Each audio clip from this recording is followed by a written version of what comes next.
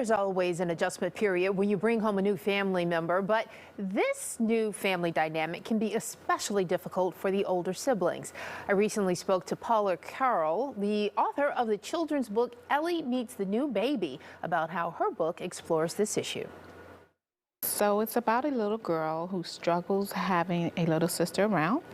Mom and dad encourages her, and she adapts, and she became a big sister and embraced being a big sister. Yeah, and this is kind of based on your own real experience. Anybody that has had more than one child understands that there's a little jealousy that goes on between the two. Yes. So in the beginning, Mom had to spend a lot of time with the baby, and so she didn't know how to adapt to that. So, just communicating the baby's need, the baby needs a little more attention, while still honoring and helping the older one understand that, yes, you can be a part of this too. Yeah, so it's a relatable book. So the child that's actually having the book read to them, they can relate to this story. And that's a way of getting them into reading, wouldn't you say? Yes, so in the book I also incorporate discussion questions, critical thinking skills, problem solving skills.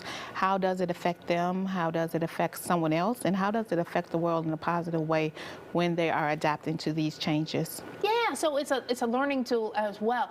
And by you saying the adventures of Ellie and Eve, I can expect that there will be more in this series? Yes, yes. Okay, fantastic, fantastic.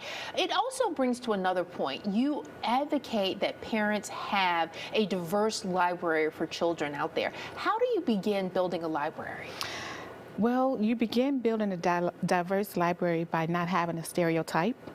Also, have a picture or character that represents someone else, and then have inclusive depiction, and then have those books for them so that they can be exposed to someone else that doesn't look like them. Children can read every day. Mom and dad can read to them every day. I read nightly to my children, so it's important that they have those listening skills, communication skills at an early age, so that when they do become in the school setting, that they can have those skills already in place. Yeah, so you're starting a foundation. Yes. Tell me about that. Yes, it's called Donate Knowledge, and it's to provide underserved communities with books to help them build their own library in a diverse way. Yeah, that sounds so wonderful. What can we expect from Ellie and Eve in the future?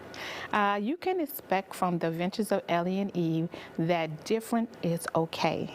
Different is okay. You can be different, you can love, you can feel like, and you can be different, and that's okay.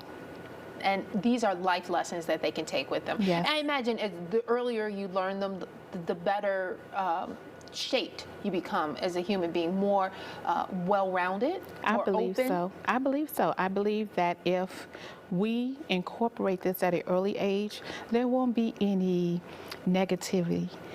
I believe that positively, if you just talk to the children in a fun, loving way, that, like I said, different is okay. I may look different, she may speak differently, but it's okay.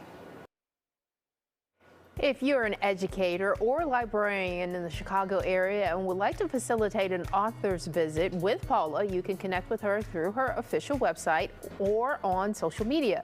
You can also buy a copy of her new book on her website or on Amazon. And Amy and you and I were talking about how helpful this book would have been when we brought the little babies home. Yeah, because Henry was 7 when the twins came home. Yeah, oh yeah, he was like, oh boy, you just really taking over my space now. And he was so excited for like the first 15 seconds, and then he was like, all right, get him out of here.